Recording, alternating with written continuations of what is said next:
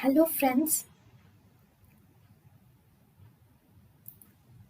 welcome to Creative Medicine.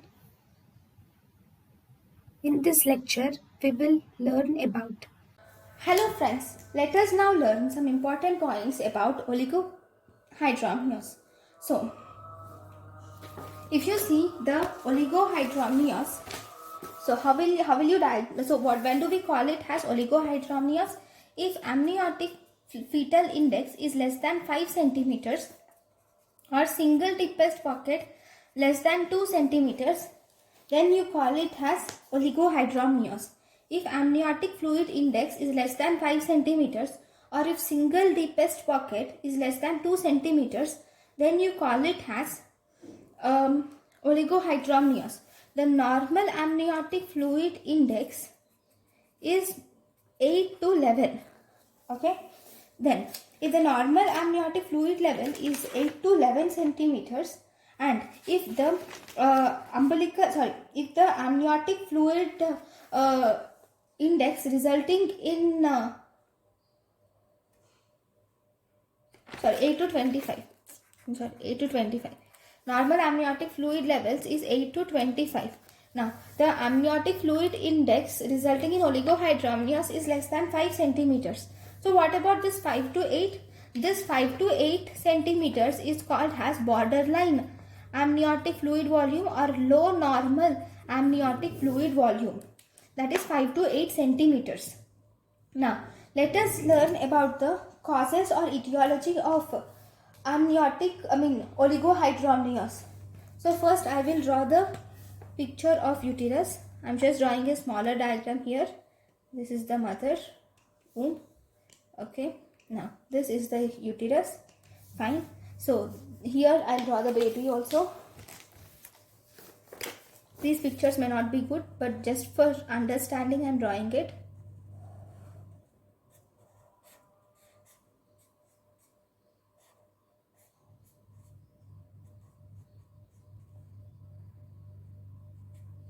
Okay, so this is the baby which you can see here. Okay, now here in this there is less amniotic fluid. Okay, and what are the causes of less amniotic fluid or oligohydramnias? Now there can be fetal causes, there can be maternal causes.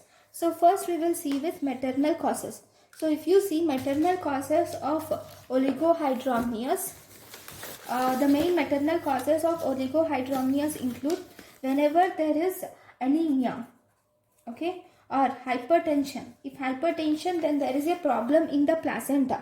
In hypertension, there is a problem in the placenta is not normal. There is uteroplacental insufficiency, which we can say. So, in hypertension and in diabetes mellitus, if you see, in both these conditions, there is uteroplacental insufficiency, which is responsible for this oligohydramnias. Then if the mother has some autoimmune conditions, right, or if the mother takes alcohol or cocaine or any drug abuse can cause oligohydramnias, or if there is premature rupture of membranes and sometimes conditions like smoking and postdatism, because as the amniotic fluid index decreases after postterm. So in postdatism also there is decreased amniotic fluid index, that is oligohydramnias. And if the mother is on drugs like indomethacin, or if you see ACE inhibitors, indomethacin, or if the mother is on ACE inhibitors or diuretics, okay, all these drugs will inhibit the it will inhibit the absorption of urine, okay, so thus causing production of urine. All these will inhibit production of urine or decrease the production of urine, and thus this will result in oligohydramnias. Not all these, actually indomethacin decreases production of urine. Diuretics decreases the if mother takes diuretics, then obviously the mother's blood volume decreases. Here indomethacin decreases the urine production in the baby, because indomethacin can cross the placenta and thus it can decrease the urine production by the kidneys. But if you see this diuretics in the mother decreases the blood volume in the mother. If blood volume in the mother decreases, then obviously the blood supply to the fetus through the placenta decreases, and then it causes oligohydramnios, right? Right, that is one way. Next, these are the maternal causes. Then drugs we have seen and maternal causes we have seen. Now we will see the fetal causes. What are the causes, fetal causes causing oligohydramnios? So if you see in the fetal causes, first, if the the amniotic fluid is mainly caused due to the renal, from the kidney. It is fetal. See, amniotic fluid, the main constituent of amniotic fluid is fetal urine, right? So whenever there is some problem in this fetal urine production, then definitely you can tell that there is oligohydramnios, right? So if there is some problem in the fetal kidneys, or in the in either in the kidneys or in the pathway of urine flow and urine formation and urine maturation, then obviously there will be oligohydramnios. So what are those conditions? We will see. If there is no development of kidneys, that is if there is renal agenesis, or if there are some cysts in the kidney, okay, that is autosomal recessive polycystic kidney disease, okay, or if there is posterior urethral valve here, if there is posterior urethral valve, or if there is any obstruction in the kidney or in the urinary tract, any obstruction in the urinary tract, all this will decrease the urine production, or there is no urine production, leading to oligohydramnios. And IUGR, in IUGR it can occur due to hypertension in the mother, can result in intrauterine growth restriction in the baby. When there is intrauterine growth restriction in the baby or in hypertension, here there will be uteroplacental insufficiency. Because of this uteroplacental insufficiency, the blood is not reaching the baby properly. So there is decreased oxygen or hypoxia to the baby. This causes vasoconstriction of renal arteries, thus decreasing GFR. So this is how the glomerular filtration rate and the fluid production has been decreased in the baby. And if you see the torch infections can also result in oligohydramnias, and some chromosomal abnormalities, especially trisomy 18 and Turner syndrome, can result in this oligohydramnias. Okay, so these are the different conditions where you see oligohydramnias, causes of oligohydramnias. Now, once you have seen the oligohydramnias causes, now you should see the risks of oligohydramnias. What happens if there is oligohydramnias? What are the complications of oligohydramnias? So if you see the complications, especially in the fetus, we will see, okay. If you see the fetal complications, the most important is we can divide the fetal complications into two types. One, it can be due to early oligohydramnias, or it can be due to late oligohydramnias. I will just explain all these with just one illustration.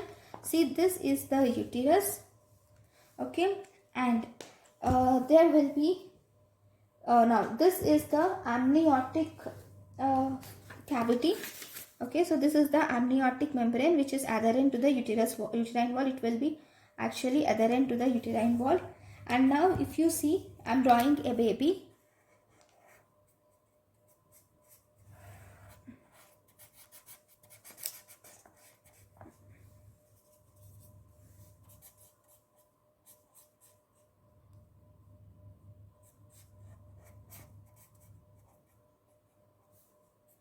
I'm just drawing a normal baby. It's not a bigger baby, it's a normal baby, just with more a little bigger, older baby. Okay, now here if you see, the liquor is less than the normal, right? The liquor is less. So because the liquor is less, the uterus is actually, in oligohydramnias, the liquor is less. This liquor is also not there. So as a result, the uterus is closely, is closely compressing the baby, right? So if you see, the liquor is less. So the uterine wall is, is in approximation to the baby. And as a result, normally if there is liquor, the baby can easily move, okay, movement of the baby, everything will be normal. But here, because the uterine wall is rigid, and this uterine wall will compress the baby now. And this compression of the baby by the uterine wall results in limb defects. First, in the early stages, it causes limb reduction defects. And if you see oligohydramnia, see, amniotic fluid is very, very important for lung formation, because the baby swallows the amniotic fluid. That amniotic fluid goes to the fetal lungs also. So for lungs, amniotic fluid formation is very important for lungs. But if there is no amniotic fluid, then there is no proper formation of lungs. So there will be hypoplasia of lungs, that is called as pulmonary hypoplasia is seen.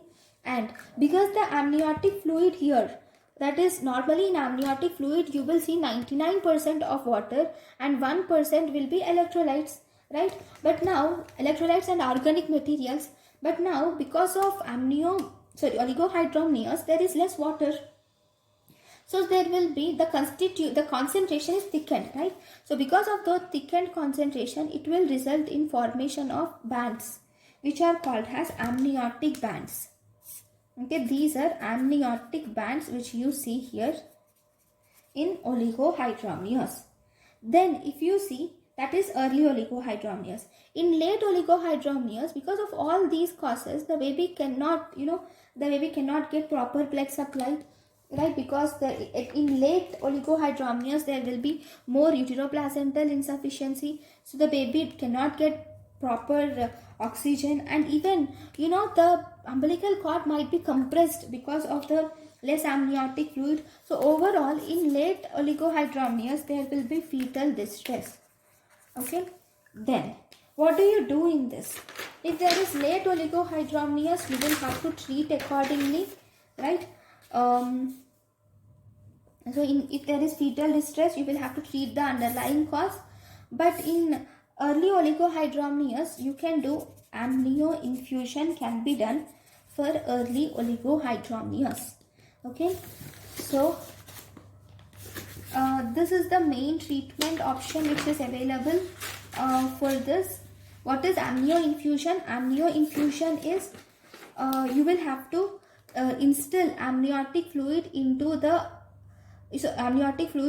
amniotic cavity. This amnio infusion is done in early, that is mostly in second trimester. You can do this amnio infusion. Okay, so this is also a USG guided procedure where you instill a 2-gauge needle into the uterus by taking care to avoid the fetal parts injury. And you will put a needle into this, and you will put a syringe, 50 ml syringe into it, and slowly you will infuse. Here what do you infuse? You will infuse normal saline based on the USG guidance. If there is any fetal distress, then obviously you should stop the procedure. Okay, and all these maternal conditions should be treated, like hypertension, diabetes mellitus, anemia. All these should be treated, and the mother is advised to stop alcohol, cocaine, and all these should always be treated. So this is about oligohydramnias. Thank you guys for watching my lecture. Thank you. Thank you, and thank you for watching.